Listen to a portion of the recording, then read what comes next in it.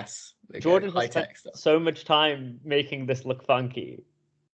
I made this look real funky. So this is a virtual ward round.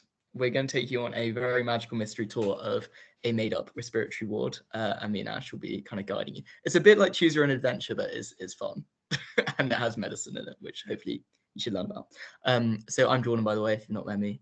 I've been being assisted by lovely Anush, who's actually, doing real doctoring stuff, and decided to take some time out to assist with this ward round. Real doctoring stuff, you are. Don't put yourself down. Okay, next slide. This could work. Okay, meet the team, everyone. Hopefully this is coming through with you. You are the registrar on a bustling respiratory ward in a central London hospital. You're working within a team, of course. Is your colleagues. So you have Consultant Hopper. His main strength is knowledge. Of course, he's terrible at communicating that knowledge to you and the patients. You have the nurse in charge, Meredith. She gets things done, but she does discharge patients very enthusiastically. F1 Chad is rotated in on the block. He's very good at curtain closing, but he loves orthopedic surgery. And also you have the ED team, who you work quite closely with. They offload lots of patients on you, and they're terrible with sleep hygiene. Okay, case number 1.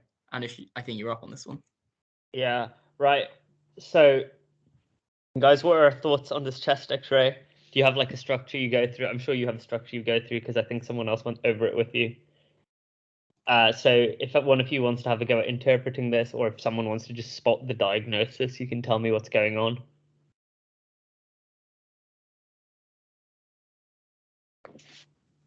I'm going to check out a bilateral lymphadenopathy, perihilar lymphadenopathy. It's a good thought. Let me stick up an image of bilateral hilar lymphadenopathy for you to compare it to. I can find one actually. It also looks a bit hyperinflated. I would agree. I think this is a hyperinflated lung. And going with bilateral hilar lymphadenopathy every time I'm teaching is also a good probability game because I'm obsessed with sarcoid. But once Jordan puts up, there you go, it's in there, an image in the chat. So I can see why you would say that, but I would argue that this is probably normal lung markings on the right side. Any other ideas, guys? It's a good thought though, and I think it's always a great one for exams to always look out for because you never know. Because it's like an annual question. You see bilateral hilar lymphadenopathy and the answer is sarcoid. It's like an annual UCL question, so it's always good to have in the back of your mind. Any other thoughts? Pulmonary edema. I'm thinking of that wing shape. So again, it's a good thought, and you do have like the kind of bat wings spreading out sideways. But in I don't know whether Jordan can find another image. Okay, that's all. But you would expect more of a shadowing. You would expect more shadowing than you currently see in this. Yeah. Any other ideas? I don't know what it is, but there's like something going on the right at the bottom left lobe of the left lung. Like I don't know if that's a small pneumo or something like that, but there's like a line that I'm seeing. So sorry, so if you look at the pulmonary edema thing, you've got much more widespread shadowing than you do in this case. It's like a lot more prominent. But I can't remember who just answered. Was it Basil?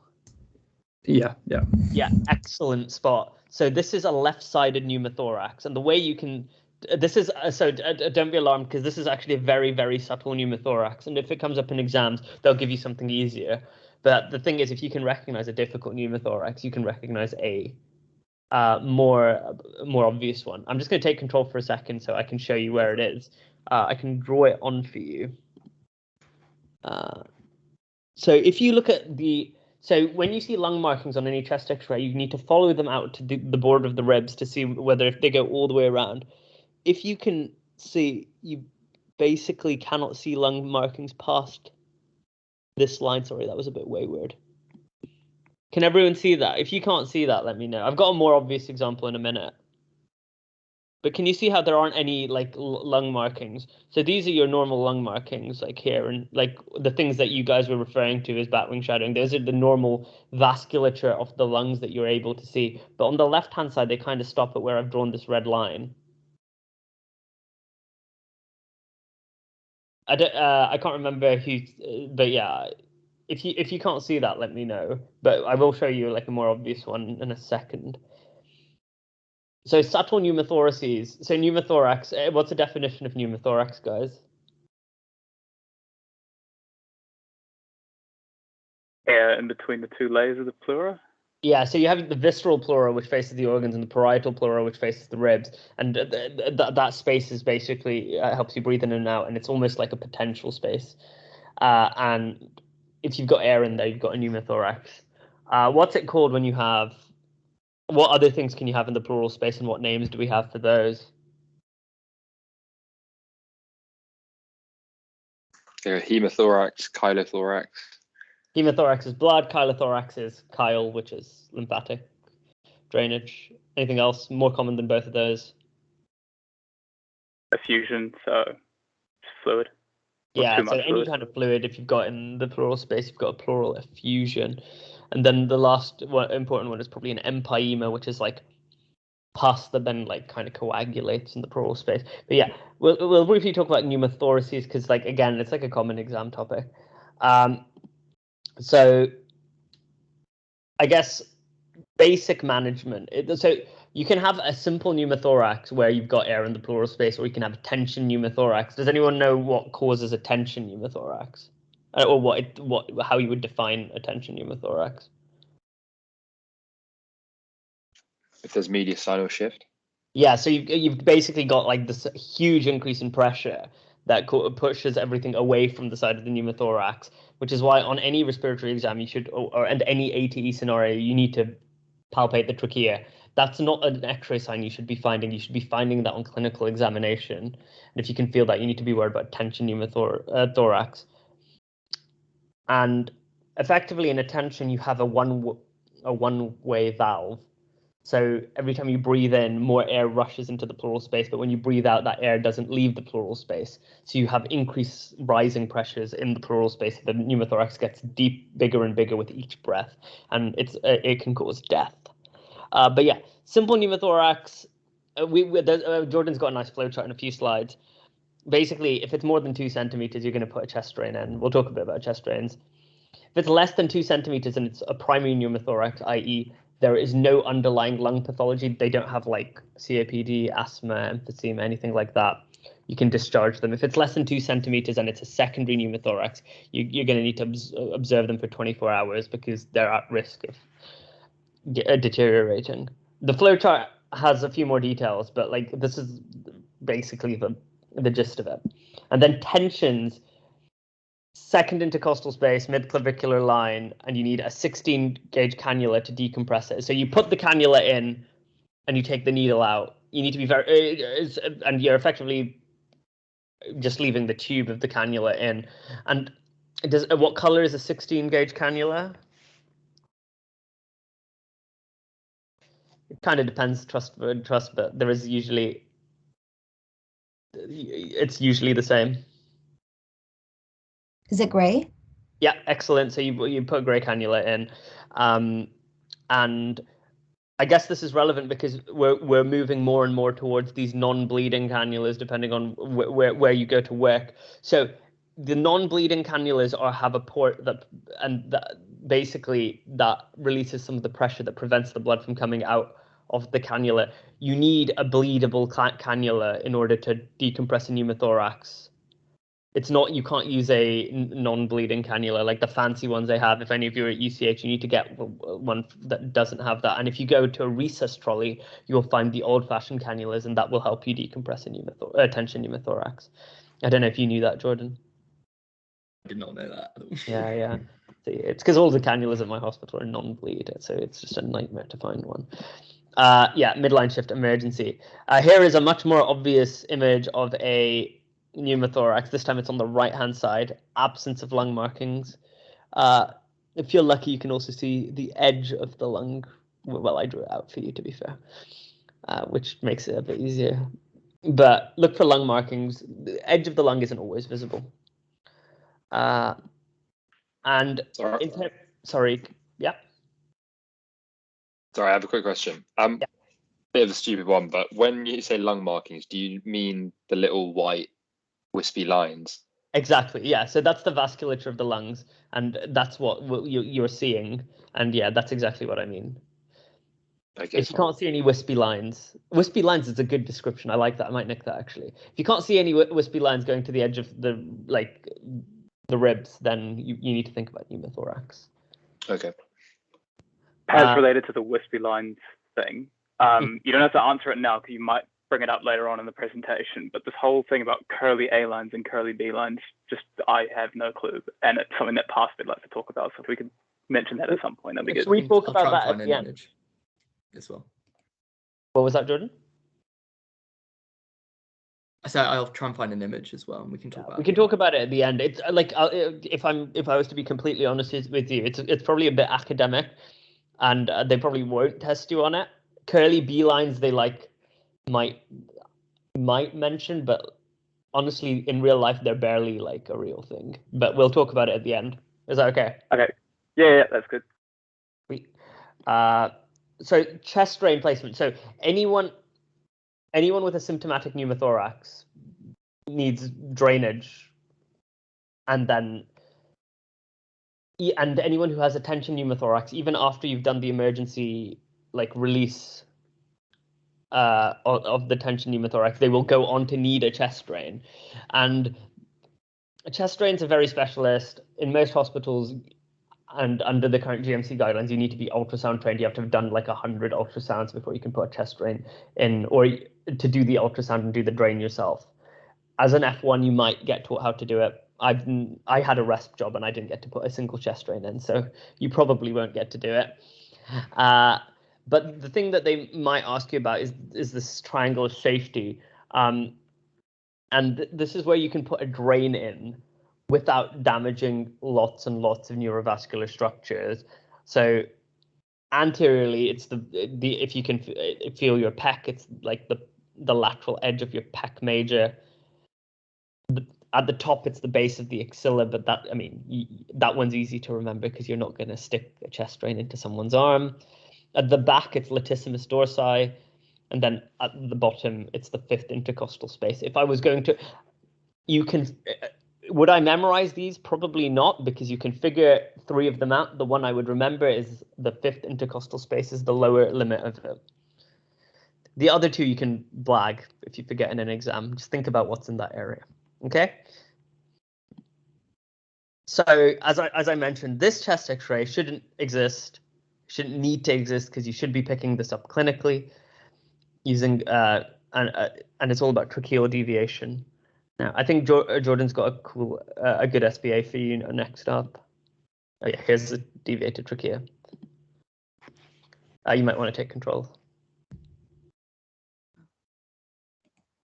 I think I'm taking control. Am I taking control? Anyway, so you've got a 29-year-old ED team call you up, and they have background of asthma, and they present in the ED very short of breath. Chest X-ray showed a pneumothorax, 1.8 centimeters wide. What is the definitive management of this patient? So take a little moment to think about it, and then pop in your answers in the chat, if you like. So hopefully it's just testing that you're paying attention earlier. So think about this patient, what their background is, they have any underlying lung pathology, lung condition, the size of the pneumothorax, and if they're symptomatic. And those kind of questions should help guide what the management should be. So we've got B, admit for observation. Okay. Any other takers?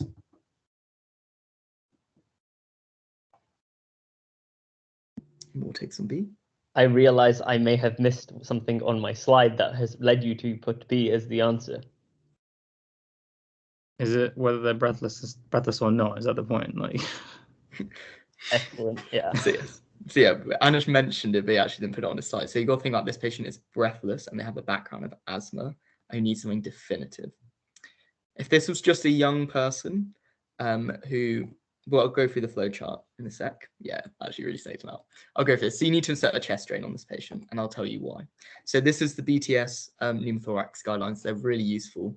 You just have to go through each thing. So let's take this patient. So do they have an underlying lung condition? Yes, they do. They have asthma. So asthma and COPD are the big, really common ones. So yes, is the answer to the first one. So we've got a pneumothorax secondary to their underlying condition.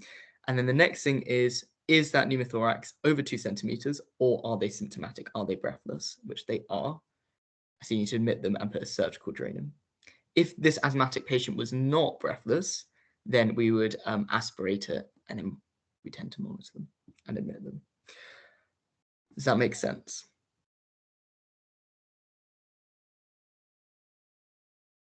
Basically, in practice, everyone follows this. And normally for exams, you just have to have a rough idea and ask yourself these questions. Do they have an underlying condition? What size is the pneumothorax, and are they symptomatic? And that guides your management. Shall I let you all in secret? So in ED, what happens is if someone needs a chest drain signed off and the patient is even remotely symptomatic, they'll be like, we'll do the chest drain. Are you serious? Well, yeah. No, that's not what actually happens. That's what one of the F1s at Barnet told me, but that's not what happens where I work at the moment. Don't go to Barnet if you've got pneumothorax. We'll definitely avoid. Okay, so you get an urgent bleep, because this is the next case, by the way.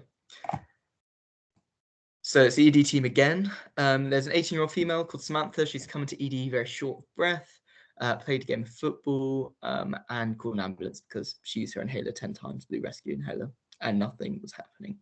So she comes in, that's her, and there's an A to E assessment. So you go through your A to E, the airway's patent, but she is struggling to complete sentences. There's an audible wheeze you can hear from the end of the bed. She's quite cyanosed. Her rest rate's a bit high, and she's saturating at 94%. Hemodynamically relatively stable, but a bit tachycardic. She's at 115 beats a minute, and no abnormalities on D or E. My question for you is, you need one more investigation, which you've not done yet, to classify her asthma. Does anyone know what it is? Peak flow? Exactly, yes. You need to peak flow. So let's calculate her peak flow. So here are her details. So she's 169 centimeters in height. She's 18 years old. She's female. Her peak flow when we did it in ED was 160. Does anyone want to take a stab at what her predicted peak flow should be?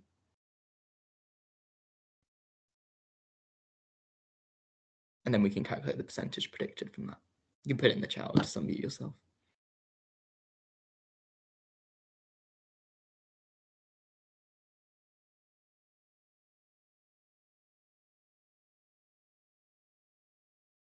So it should be like 430, right?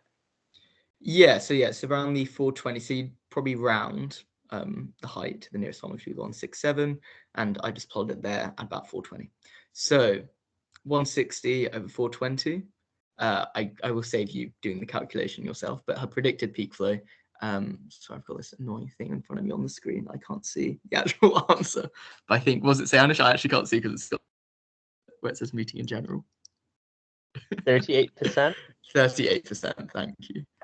I don't know how I can get rid of that thing. Also, anyway, guys, when you graduate, make sure that you be the F1 who actually does peak flow, because it's commonly missed, and it's actually really important for patients with asthma. So it is really important.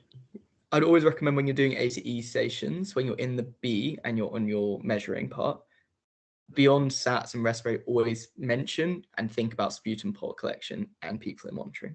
Yeah. Usually I miss it. The add-ons are commonly missed.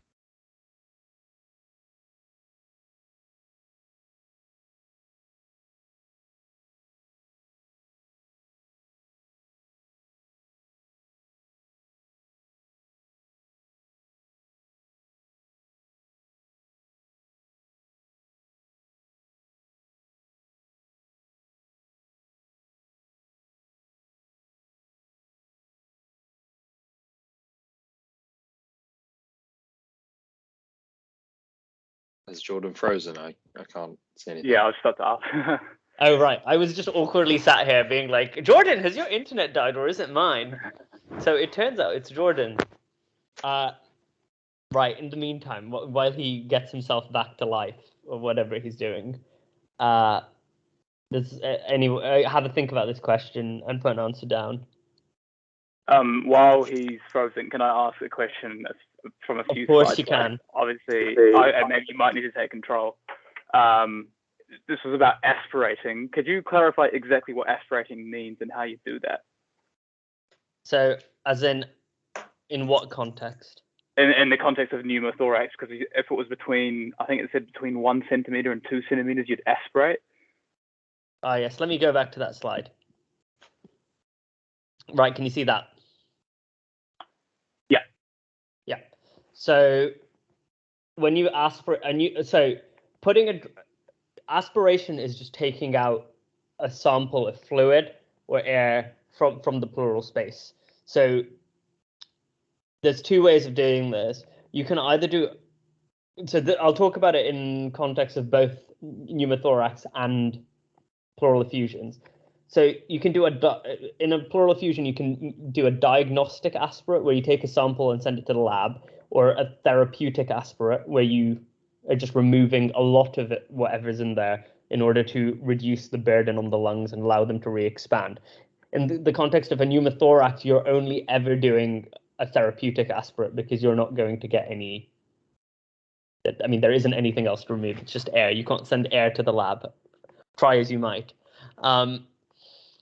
So all you really do to do an aspirate is you either just get a massive needle, like a 50 ml syringe, and get like a sharp green needle. You kind of anesthetize the area, and you can just pull out a load of air. So you literally pop it in wherever. You scan the lung with ultrasound. You see where the pneumothorax is. You pop it in, and you just drag air out or fluid out. Or you can use a specialized aspiration set, and the advantage of using that is you stick a needle in, and the air automatically comes out. You don't need to sit there and like manually drag it out using a syringe. So that's what an aspiration is. You just use a big needle, like a 16 or an 18 gauge needle, and you just pull out whatever's in there. It's okay. So just to be absolutely sure, yeah. That's not. If in the case of a small pneumothorax between 1 and 2 centimeters, you decided to get a cannula and chuck it into the spot of the pneumothorax, would that also drain it? No, because a cannula is reliant.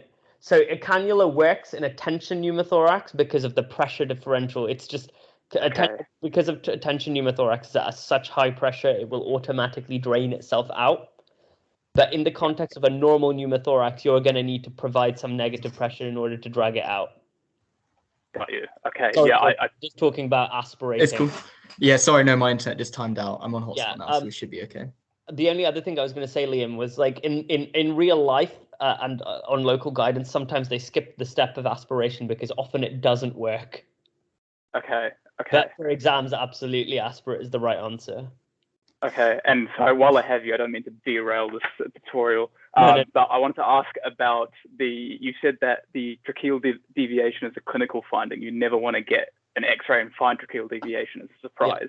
So say, I'm an F1, I'm examining a patient who an A to E, and I find that their trachea is deviated. Am I only ever thinking about tension pneumothorax at that point? Or are there any other possible things that can, no, what are my thought processes at that point?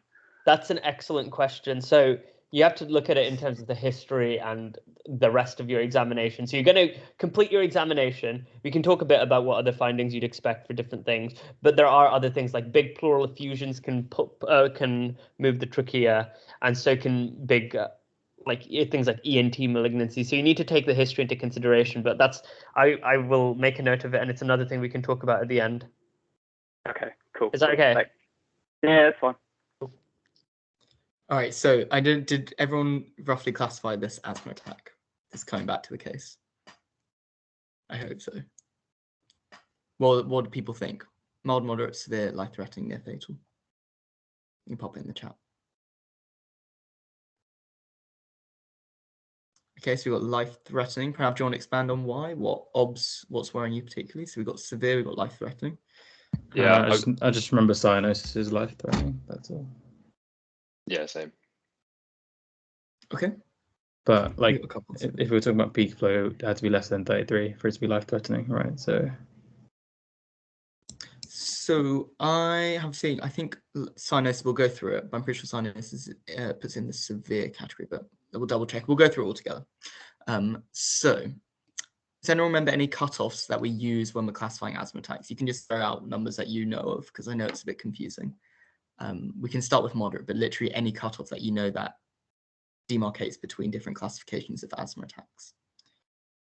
What have you guys heard used? Heart rate of 110, I think.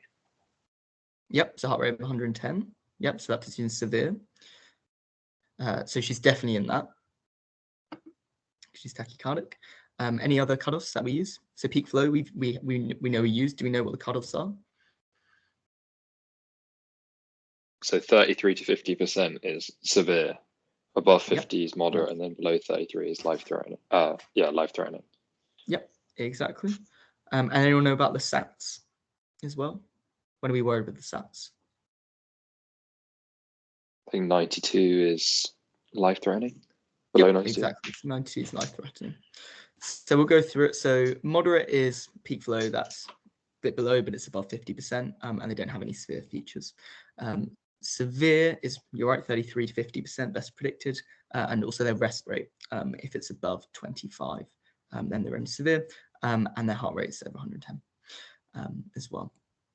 Life-threatening, sorry, you're right, it is life-threatening because of cyanosis. Thank you for calling me out on that one. So the peak flow, less than 33% best predicted, SATs below 92. Also, you want to do an ABG and a VBG on these patients. So you want to look at their partial pressure of oxygen and partial pressures of carbon dioxide. And then other features of really bad acute respiratory distress, so silent chest, cyanosis, poor resp effort, arrhythmia, exhaustion, altered consciousness. And then for near fatals, this is like they are literally about to die, they need to be intubated, is when they've got incredibly or high PaCO2s. And the reason why that's important is because it shows that they're tiring. So their respiratory effort is tiring if they start accumulating carbon dioxide in their blood. So really someone is having an asthma attack should be hyperventilating, so blowing off all their carbon dioxide. So you'd expect their PaCO2 to be below or on the lower end of the normal range. And if it starts climbing or it gets high or with like or above normal range, that means they're exhausted and they won't be able to ventilate themselves. So you only need one. You only need one of something in a box. You need one life-threatening thing for it to be classified as life-threatening. Yeah, so this one is life-threatening because of the cyanosis, but otherwise, if the issue wasn't cyanosis, it should be in severe. And you just need any one of these criteria to meet that category. So we've got a patient having acute life-threatening asthma attack. The best acronym that I know of for managing asthma attacks is "Oh shit to me." So what do we think the O stands for? Should be an easy one. We'll go through each one in the acronym. So what's your priority? Patient's breathless. Oxygen. Exactly. So you want to get them oxygen. Should definitely get a 15-litre non-rebreathe mask. So what's the S? Nebulized salbutamol. Yep, it is salbutamol. So you give it nebulized. Do you want to drive that nebulized with oxygen or air? Oxygen? Yes. Yeah, you want to drive with oxygen. And you can give back-to-back nebulizers. You typically give it up to 5 times in a row. So that literally means, I don't know if you've ever seen it done, but they literally put salbutamol, and as soon as it's done, they just put another one straight on it. Yeah, never drive a nebulizer by air. So after the S, what's the H?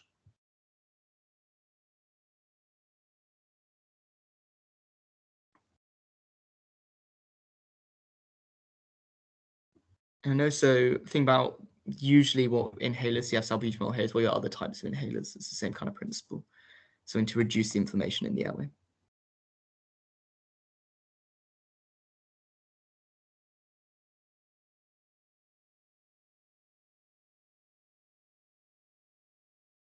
And this is a drug that you can give orally or IV.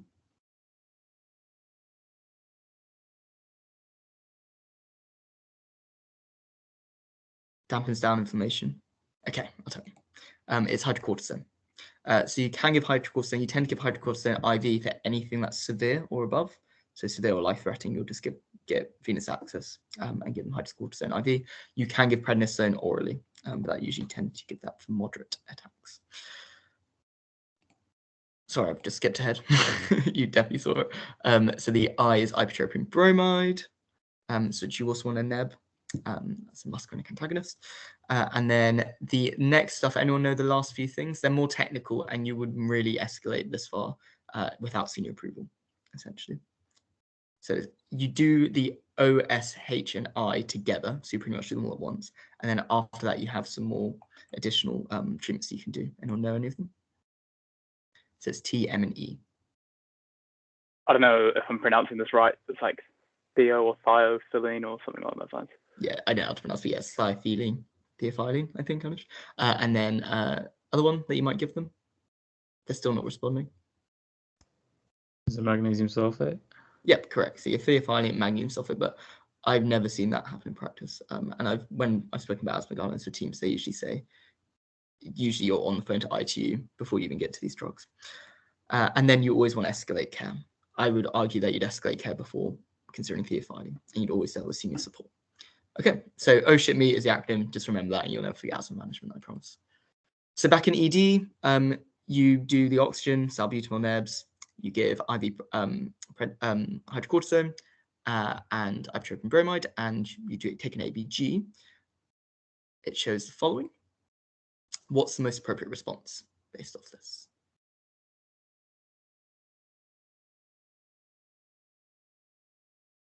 Bear in mind what I was saying earlier about, yes, well done, Liam. So yeah, you want to get them to ITU. For the exact reason I said, so the PaCO2 is high, it's out of range, it's above range. So she's about to be exhausted and no longer be able to maintain her own respiratory effort. So you got to get her to ITU ASAP. Okay, Meredith comes up to you. Well, she's actually speaking to Chad, sorry. Samantha steps down from the ward. She's on our respiratory ward now, and she used the blue inhaler once, but Meredith doesn't think she used the right technique. And this is a very classic OSCE station. And we're just going to go through it. So annoyingly, Chad doesn't know what an inhaler is, so we're going to have to do it as a reg. So I'm obviously not going to teach you guys to suck eggs, but I thought it'd be useful to do these missing words. Just a key things. This is the spiel that you give to patients when you're reviewing their inhaler technique. So what's the first thing you do? You check what? The date. Yes. So you want to check the date on the canister, make sure it's not expired. Next, remove. Missing words, guys. Like the cap, the covering. Yeah, remove the cap. Yeah, no, obviously, but like these literally are sessions, like everyone needs to point. And then you want to breathe out gently, of course. You take a deep breath in. I'm also going to do this one. How long do you hold your breath for? Is it 10 seconds that you hold it? It's 10 seconds. Yep. And then you wait. How long till you repeat? 30. 30. And the other thing that's useful safety netting advice, if someone's having an asthma attack, after how many uses of their blue inhaler should they call an ambulance? They will have a personalized asthma plan that has this, but it's just a useful thing to tell someone. So someone's out there having an asthma attack, they use their blue inhaler once, it doesn't work. You tell them, repeat. How many times should they repeat before they call an ambulance? I'm not sure if this is right, but is it 5? It's not 5, it's 10. So you can say, basically, if you've done it and 5 minutes of using your inhaler repeatedly, or 10 attempts, call an ambulance. Okay, so when can we discharge this patient? It's a really key question. Patient's on the ward now. What cutoffs, what criteria can we use to decide when she can be discharged? And the other thing is, what things should we arrange for her in the community once she's discharged? What do you guys think? Is it 24 hours of the peak flow being above 75% of predicted? I might be talking shit here. No, you're right. So they need to be stable on their discharge medication for 24 hours. And their peak flow also needs to be above 75%. I don't think the peak flow needs to be above 75% for the previous 24 hours, but their latest peak flow measurement should be above 75%. Anything else that we want to do with this patient? So those are 2 really good ones. I think checking that their inhaler technique is good. Check their inhaler technique, yep. Do we want to see anyone else when we discharge them? I guess have them under the care of a respiratory specialist following this. Yep, so you want to give them a rest appointment within probably about 4 weeks. And who else should they probably see? like has really good continuity of care for them. Their GP. Yeah, and their GP. Does anyone know how soon their GP should see them? This surprised me a bit, but it does kind of make sense, I guess. Within like 3 days, maybe. Yes, within 2 days. So the GP needs to see them within 48 hours. So the other thing. So if they're on the ward, which she is in this case, they need to be stable on inhalers and not using any nebulizers for 24 hours. So they're only on their discharge medication, which will be, their regular reliever and preventer inhaler. And if they're an ED and you decide not to admit them, they just need to return back to their baseline obs within an hour, and then you can discharge them. Okay, so we've got another patient. It's a young man. Go on, sorry. I was just going to mention one thing. So asthmatic patients should not have home nebs as a general rule. There's obviously exceptions, but with COPD, you might see a lot of patients have home nebs, but asthmatic patients should generally not. So if they do have them, you need to ask the question why. Yeah. So we've got a young chap who Dr. Hopper has seen in his clinic. There's some bilateral fine crackles in the upper zones of his lungs, and his spirometry is taken, so we get a flow volume spirometry curve, and we're responsible for working up the diagnosis for him. So here is his flow volume curve. What do we think could be going on? So the first thing I'd say, I know these, I hated these last year, and I find them really tricky. So don't worry, you're not alone with this. What I'd prefer to do is when you're thinking about, okay, is this normal? Is this obstructive? Is this restrictive? Is break it up. So is the flow normal? Is there interruption to the flow? And is the volume normal or abnormal? So what do we think might be going on here? Is it an obstructive picture because the inhalation seems to be a lot easier and quicker than the expiration? Okay. Any other takers? So I'll say that the flow rates actually, I'll show you what an obstructive looks like. The flow in an obstructive one is the upper curve when the line's going up is that's them forced expiring, and then the curve back is them inspiring again. So with the I misread the axes. Yeah, so it's really easy to do. It's really easy to do. So when you're following that line through, you imagine taking a deep breath deep breath out, and that's the line going up. And if it's obstructive, then usually it's like at the end of their expiration that is they're struggling to get air out because they have so much inflammation around that alveoli. So there's a bit of air trapping, so that air can't get out. That's how I kind of imagine it. So the flow is actually not disruptive, but the volume here is disrupted. So it's a much smaller volume, total lung forced vital capacity.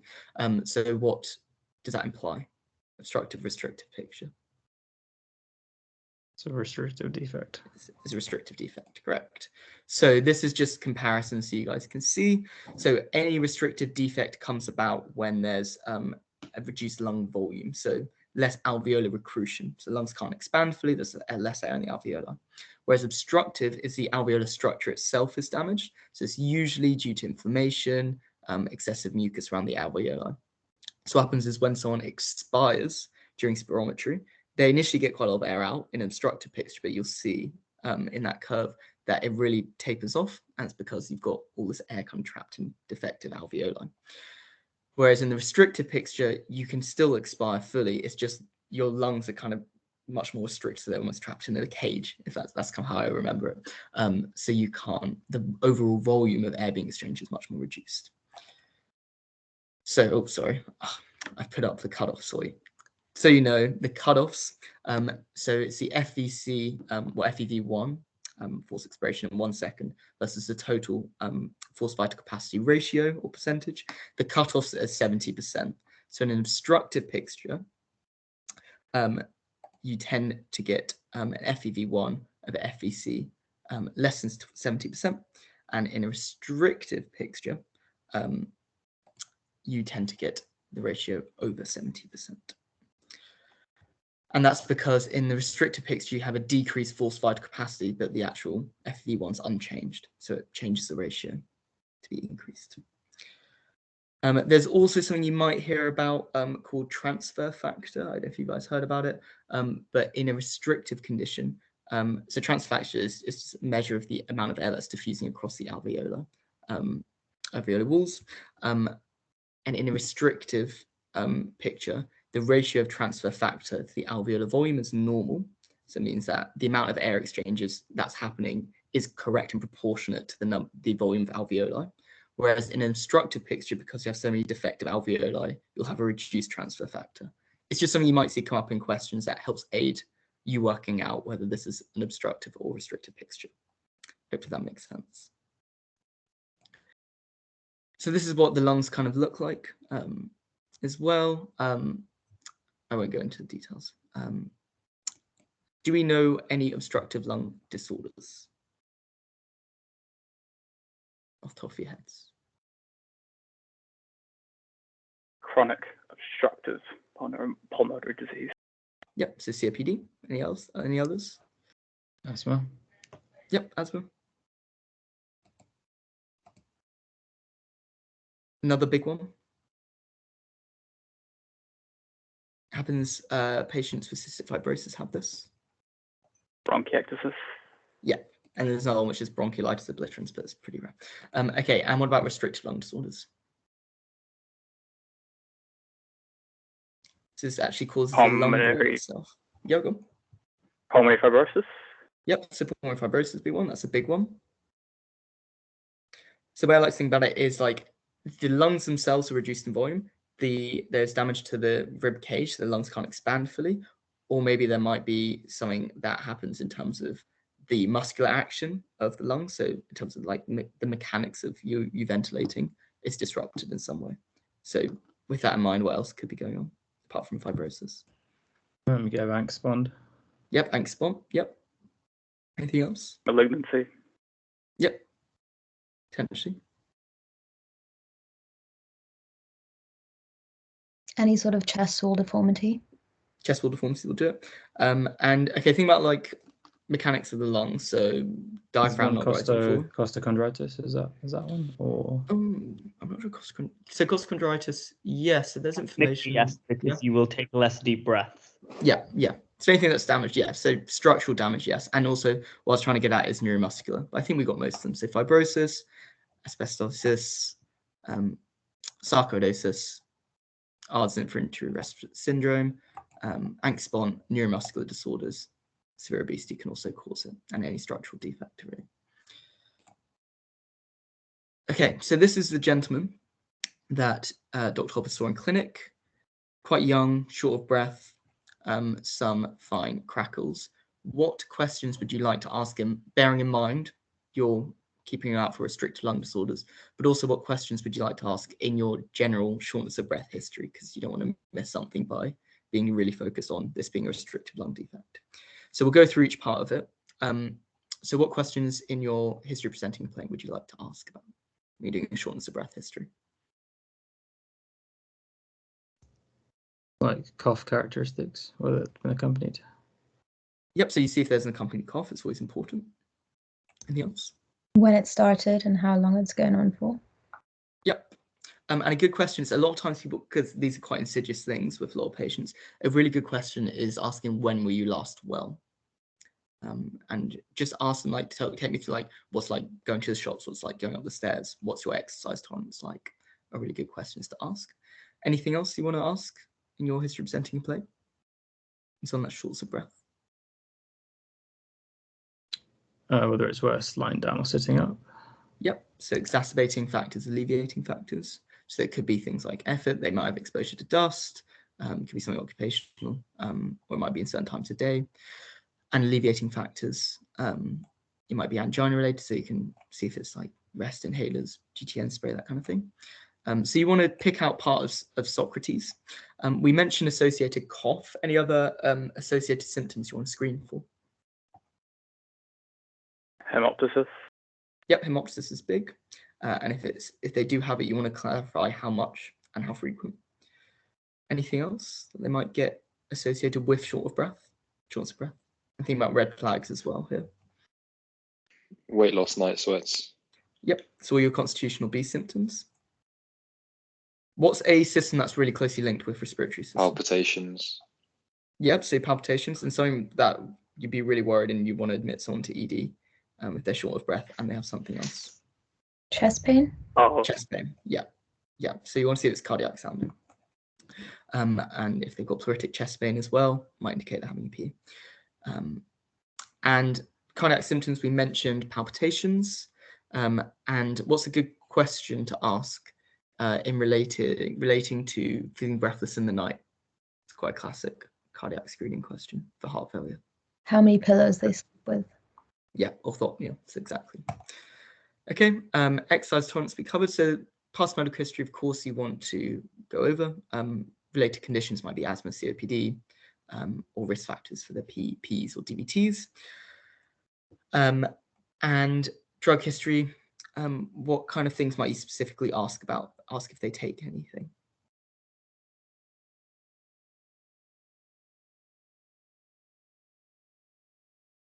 This might be niche, but methotrexate causes fibrosis.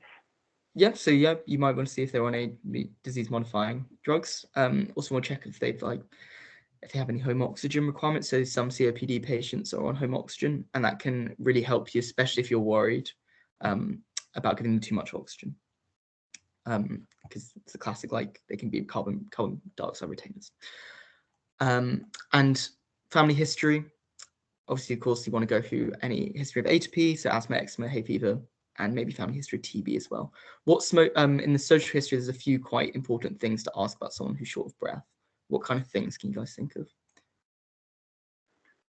Their job and like whether they notice that they're particularly more breathless at their job, or if they like become less breathless when they go on holiday or something along those lines. Yep, yeah, that's a very classic one. And usually what you do for those people where you suspect it might be occupation related is you give them a peak flow diary to do at home. What other things you might ask them about on their social history? Whether they've smoked or if they vape or something like that. Yep, so smoke, you want to calculate their pack years, really important. And another one which is very commonly missed, but pets. You can get like pigeon fancy's lung, and also there's one of their own parrots as well. I always forget the name of, but it's been an OSCE station before. Titicosis. Yes, titicosis. That's one. I mean, I'll tell you a fun story. When I was working in A&E a few months ago, and I made a diagnosis of pigeon fanciers lung that had been missed for like 2 years because nobody had asked about pets. So it, like, jokes aside, it is like a really important thing to ask about. Yeah. So this man, sorry, I just completely gave it away. Has Ankspont. Hopefully you've got the clues. Young man, some signs of fibrosis, as well as being short of breath. So does anyone know what this test is on the top right that we do for patients with Ankspont? The Schober's. Yes, it is Schober's test. So you draw a line. It should be, well, 2 lines. You use the dimples on the back. It should be 10 centimeters apart. And when they bend forward, it should be at least 15 centimeters. So 15 more. So if the increase in distance is less than 5 centimeters, then it's a sign they might have Ankspont. So that's Schober's test. So it's a B27 spondyloarthropathy. Basically causes the fusion of adjacent vertebrae in your spine. Typically it's males and they're around 20, 30 years old. So they'll have back pain. They might be a bit short of breath if it's quite late stage and they've got fibrosis. Does anyone know when the back pain is better or worse with these patients? Worse in the mornings, better throughout the day. Yes. So, and activities like exercise will tend to improve. So it tends to, if it's bad, it will wake them up at night. So it gets kind of worse at night and then it's worse in the morning. It's the same with any rheumatic arthropathy. You have this kind of morning stiffness. So kind of think of it along the lines of rheumatoid arthritis, if that helps you.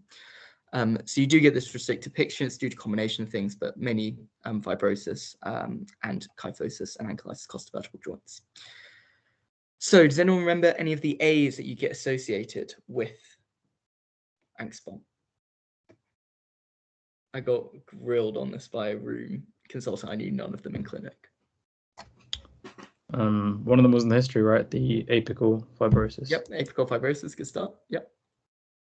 AV nodal block. Yep. It's the A is like Achilles tendons, but I think it's any enthesitis. So Achilles tendonitis is quite classic for them. Yeah. I think so. Okay. anterior uveitis. Yeah, is to be honest, last I'll give you a clue Yeah. for that. So anterior uveitis. The way I kind of remember that is another B27 is reactive arthritis, which causes uveitis. So that it's kind of all in similar domain. Okay, anyone know any others? The others. You've got most of them, to be fair. I'm quite impressed. Think about something they might have a collapsing pulse, indicating what? Aortic regurg. Aortic regurg, yeah. And the others are quite rare, but I'll go over them. So the others, so we had apical fibrosis, anterior uveitis, acute tendinitis. So we've got caudate equina can happen, peripheral arthritis, and they sometimes get amyloidosis. Those are the A's, and then you just bang the other two on the end. Okay, the management. Does anyone know how we manage these patients? You start off slow with physio and NSAIDs for Axbond, right? Yeah. Yep, so your physio and NSAIDs and you step up. I'll go through the management, but these are just two bonus things that you often see them late stage on X-rays. Does anyone know what the sign is on the left?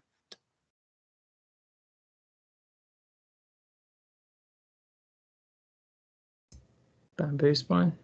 So on the right is bamboo spine. So that's okay. when the ligaments ossify, so supraspinous ligaments like completely ossify. So you get this like weird, really, really hyperdense region on the X-ray, which is just the ligaments. And on the left, if you look at the annulus fibrosus, which is like the tissue around spinal cord, you can see that it's kind of swollen outward a bit. It's kind of bumped out. So you've got ossification of the outer fibers, the annulus fibrosus. Anyone know what that's called? Sorry, could you point to that with your cursor? Yeah, I'm trying to think. Actually, how do you get the pointer on? I'm so bad with this, sorry. Actually, know if I can do it. Ah, okay, so they're called syndesmites. I can't find the pointer. I just end up clicking the slide. There's like a laser icon thing. I can't seem to find it. Wait, let me take control. I'll do it. Yeah, you take control, you can find it. Sorry. What were we pointing at? The syndesmites. So the outer layer Desmites. of annulus fibrosis. You see how these two are connected together? Yes. That's a syndesmophyte, basically. Okay. I always So it's an looked at outer that. ridge. Okay, right. Because I always looked at that and thought, oh, those vertebrae are really square. So is that also are square? square. That's another vertebrae? sign. Yeah, that's another sign. Yeah, Okay. these vertebrae are definitely squared, and then the things connecting them are the syndesmophytes, Okay. which is a later stage thing. Yeah. Yeah. Right. Cool. So I'll take back control. And then the management and the others bamboo spine. Management, as we went, so you start with NSAIDs, regular exercise, you then to physio, then you'll put them onto DMARDs and then anti-TNFs. It's quite similar to rheumatoid arthritis. Okay, Anush, you're up on lung fibrosis. Hello. Yes. Sorry, I'm just looking at time. I'm just figuring out what we want to cover within, so just so we don't overrun too much. Sure. We can. We'll give you guys a choice. We've got some stuff on lung fibrosis. We've got some stuff on lung cancer. NG tube. Pardon? So yeah, we've got NG tubes as well. And some stuff on NG tubes. So we can. Your options are we can either overrun and do all of it, or we can focus on some things I think are more important and more likely to come up in exams, and we'll cover the other stuff another time. Or we'll just go in order. So those are the three options. Can we make a poll? No. I can see. But does anyone have any strong preferences? And the other thing is pleural effusions and pleural aspirate analysis. Yeah. So I'm personally happy to overrun, and I'll keep my million questions for the end. Yeah, and anyone else? I'm happy to overrun as well. Okay, cool. I don't think it'll be more than 20 minutes. Yeah, it won't be more than that. Yeah, Fine. they're all quite short cases. We'll crack on. So yeah, so there's a couple of like general rules that I always use to remember what causes upper and lower lung fibrosis. Okay, here's a disclaimer. This is probably not how this works, but in my head, this helps me remember them. And the rest of consultants say that they're not a million miles off, so I'll share them with you. So the upper lobes have more air, which means more oxygen. Oh wait, you can't see my slides. One second. There we go. So the upper lobes have more air, which means more oxygen. So the kind of things that will cause upper lobe fibrosis are things that are light allergens. So as you take deep breaths in, they're more likely to go to the upper lobes. And then infections that are caused by obligate aerobic bacteria. So bacteria that can only survive where there's lots of oxygen. Does anyone know what bacteria in particular is like an obligate aerobe? That used to be common like 100 years ago and is still common in the rest of the world, but less so in the UK outside of London. Is it just TB? Yeah, TB is like your big obligate aerobic bacteria. And then the lower lobes have more blood. So what kind of stuff is carried in the blood that could cause lung fibrosis? Drugs. Drugs, absolutely. And the other thing is things that are like antibody-mediated immune problems, so things like connective tissue disease. If you learn these general rules, you can then learn the exceptions to the rules, and it's easier than learning a long list. So if we apply this, what kind of things these are like kind of the causes of upper lobe fibrosis, and we go back to that logic. So tuberculosis, as we just said, is an obligate aerobic bacteria.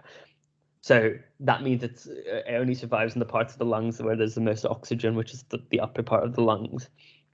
And the other one that's easy to figure out from this is any kind of extrinsic allergic alveolitis, so any kind of basically allergen-driven fibrosis. So things like silicosis, berylliosis is already on this list, but and things like coal workers pneumoconiosis, any allergen. The exception to this rule is asbestos because it's a really heavy molecule that will always sink to the lower lobes.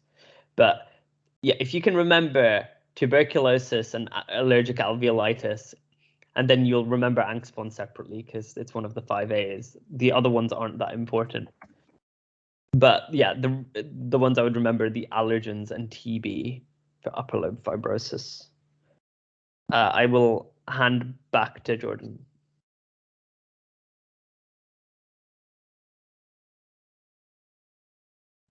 So I just put in a helpful mnemonic in the chat just for the cause of upper lobe fibrosis. All right, let's take back control. So Meredith comes back to you and they've just put an NG tube on a patient on the ward and just wants you to review the X-ray to make sure it's correctly cited.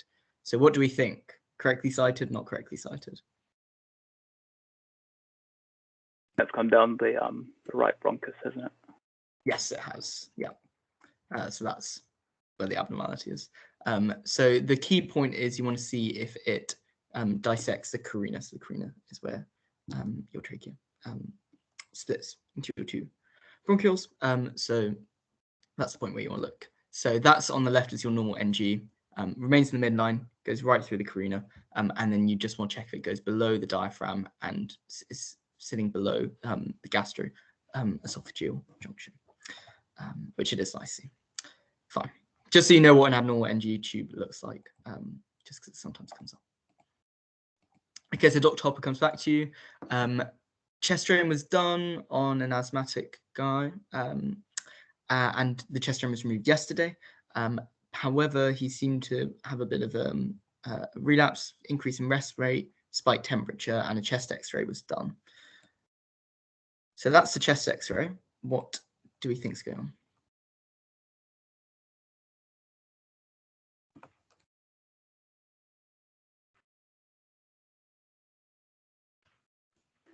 Massive pleural effusion. So the key things, you can see a big pleural effusion on the left side, and you can see a really clear fluid level. You see the meniscus. So you've got a pleural effusion. So what do we need to do? Next, best step.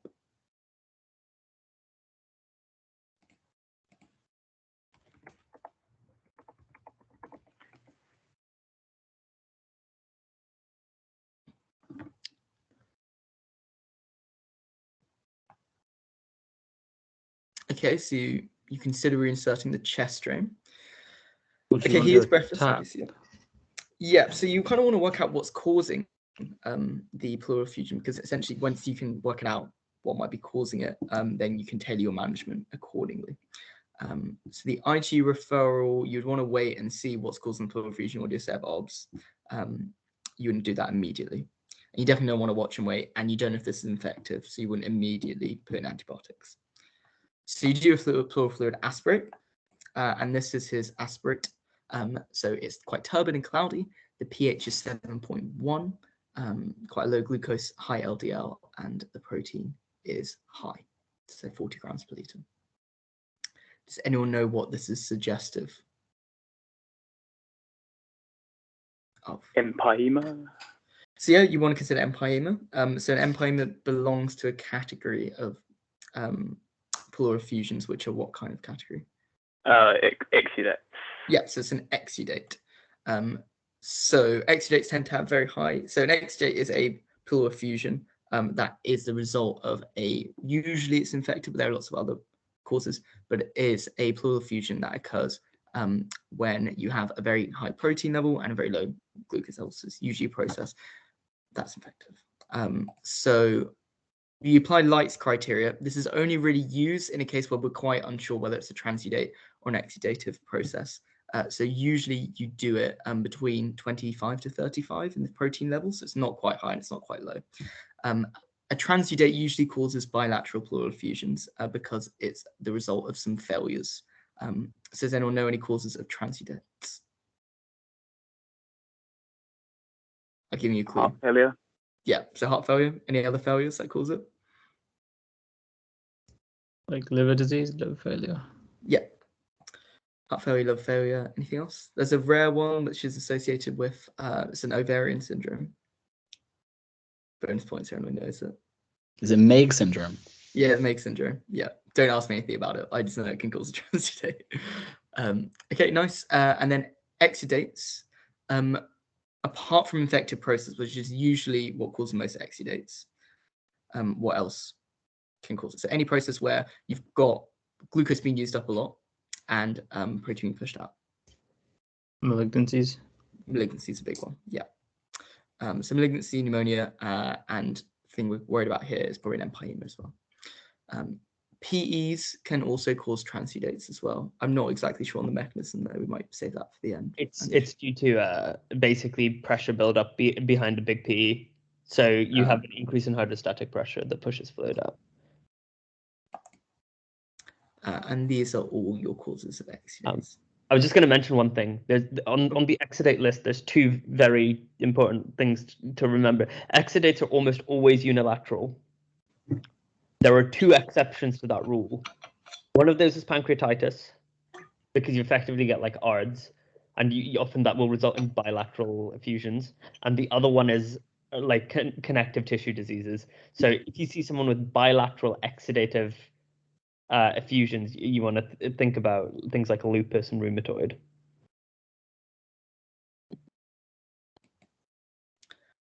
Okay, so we think this guy might have an empyema.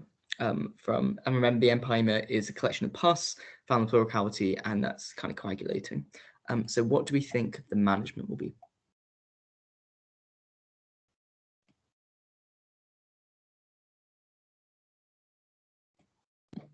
I will preface this question with this is a hard question. This is a hard question. Yeah, it's a really hard question.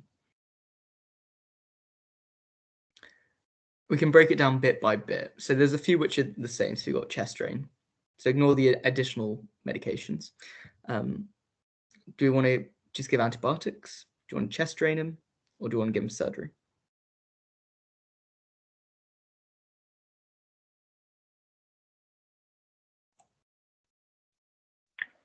Is it D, just by process of elimination? Because alteplase is that's thrombolysis, which I don't see why it would do that. And then surgery seems to overkill, and you want both the chest drain and the broad spectrum antibiotic. Yeah, it seems weird that because of a chest drain causing an empyema, you want to reinsert a chest drain, but you do need to reinsert the chest drain and drain off that pus. But we mentioned earlier that the pus kind of coagulates. So actually what you want is C. So Dornase alpha, you might have maybe heard about, is used in cystic fibrosis patients. It's used for bronchiectasis, where they have a lot of mucus-based secretions, and it just essentially breaks down the mucus and makes it a bit less viscous. So that's for that. And actually, because you've got kind of coagulation in this fluid, you actually give alteplase intrapleurally, so just in that space, so you shouldn't be making their blood less coagulable, and you need to thin that fluid so then you can drain it all off. just to be aware of. It's a really hard question. Yeah, like in reality, it's a specialist decision, and yeah, like, and you start with one thing and then try something else. So you try the drain. If it doesn't drain, then you give them the what's it called? What did you just say? Dornase alpha and No, autolase. the freaking autoplays. Sorry, it's just they use different ones in different trusts. So you do it step by step, but yeah, it's worth knowing though, just for your own knowledge. We're just on our final case now, Anush, which I think this is yours. I just did the lead-in for you.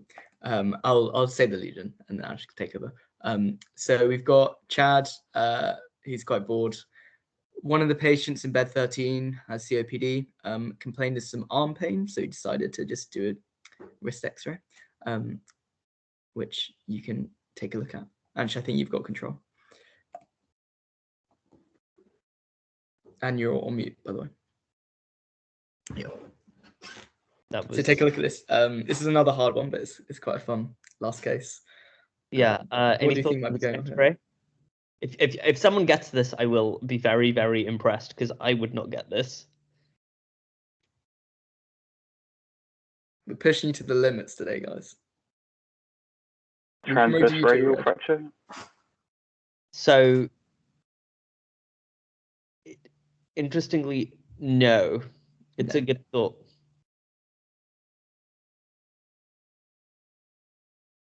So the clue is, look at the do you reckon you could put up a normal one, actually, Jordan? Yeah, I'll find a normal one. To make it a bit easier.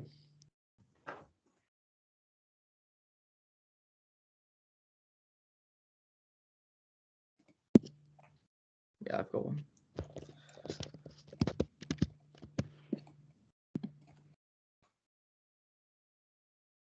What you want to do, I think, is helpful is trace the outline of all the bones.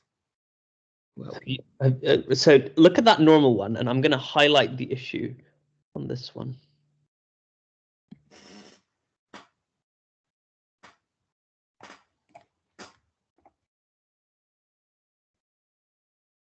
So is the periosteum normal or abnormal compared to the normal one? Well, what is different about the periosteum? A lot more And- like thicker, like It's Looks like thicker, it's yeah. split. Yeah, it's basically thickened and split like the actual layer of the periosteum, and this is called periostosis. Does anyone know what condition this kind of forms part of? You might not. It is a bit niche, but and I'll track you back to the fact this is a COPD patient who's had a history of smoking their whole life. and What may or might may that not predispose have started them to? losing weight. Yes. And, is it like a and malignancy? Yeah. Is this Yeah. HPOA? Yeah, this Yes. is HPOA. This is classic. So HPOA stands for hypertrophic pulmonary osteoarthropathy.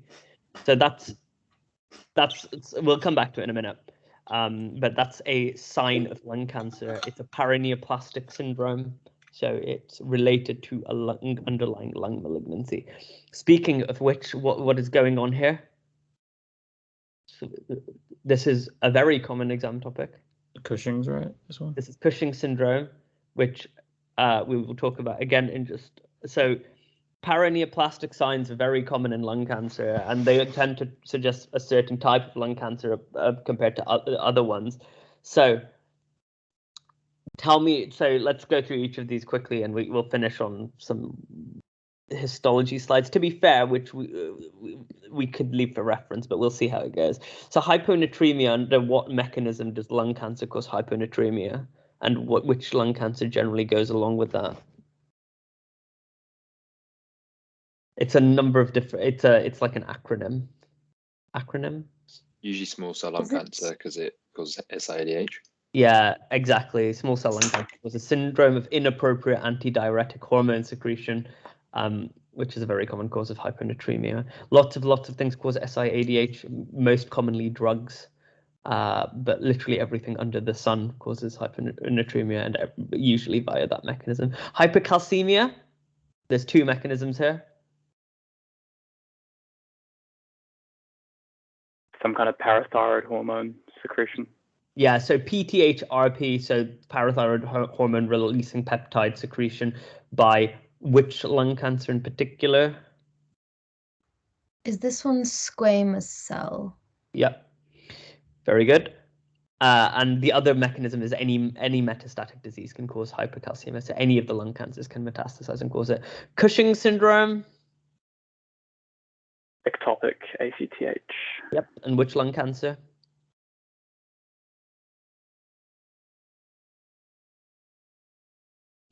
When in doubt, there's always one answer. Small cell again. Yeah, small cell again. And then Lambert-Eaton myasthenic syndrome is what? What is this? What is the syndrome? I want to say that's small cell again, but It is small cell again. But yeah, but what is the syndrome? What does that refer to? It's like proximal yeah, limb weakness, right? Or So proximal limb weakness may be a manifestation of it, but that you're thinking more about what's the syndrome I'm thinking about? What's the one that causes proximal limb weakness that I've forgotten the name of in neurology? Duchenne's? Guillain-Barré. Yeah, that's more Guillain-Barré than it is Oh, Lambert-Eaton myasthenic syndrome. So the clue is myasthenic. Myasthenia gravis. So Lambert-Eaton is actually the opposite of myasthenia gravis. So myasthenia gravis, as you exhaust the ACTH within your neuromuscular junctions, it becomes harder and harder to move. In Lambert-Eaton, I can't remember, you get antibodies against, I think it's the postsynaptic calcium channels. So as you move, it gets easier and easier to continue moving. So initially, it's very hard for them to move, but it gets easier and easier. A bit like Parkinson's, but completely different mechanism. So that tends to go along with small cell lung cancer. Have a Google of it. It's very interesting. It is also very rare. So small cell lung cancer, I'm not going to read out all of this to you, but notably lots of paraneoplastic effects, cause ectopic ADH, ectopic ACTH, and this all happens because it tends to arise from these Kulczycki cells, which are basically neuroendocrine cells, so they secrete lots of things. Fast-growing, rapidly progresses, almost exclusively in smokers. Very rare to see this in non-smokers. Adenocarcinoma tends to be, it causes peripheral tumors, comes from the the columnar epithelium within the lung. And the most common type of lung cancer in non-smokers, and this is increasing, and it's also young people. Like I personally, like I know 2 people in the last 2 years that have died of adenocarcinoma under the age of 40, neither of whom smoked. So this is an increasing issue, and especially in countries where air quality is low, it is a big thing. And yeah, you can get gonadotropin secretion, so it can cause gynecomastia, as with almost a lot of adenocarcinomas can cause that, including colonic ones. And yeah, HPOA tends to go along with adenocarcinoma. And lastly, squamous cell. Keratin pearls are the feature of squamous cell cancer anywhere in the body, so even a squamous cell cancer of the skin tends to go along with keratin pearls. But the key feature here is PTHRP can cause a much higher calcium than any of the other lung cancers, and it's the only lung cancer that generally causes a high calcium without metastatic spread. So in terms of histology of lung cancers, the one that they are most likely to ask you about is squamous cell, because it's very distinct. You can see this pink keratinized pearl.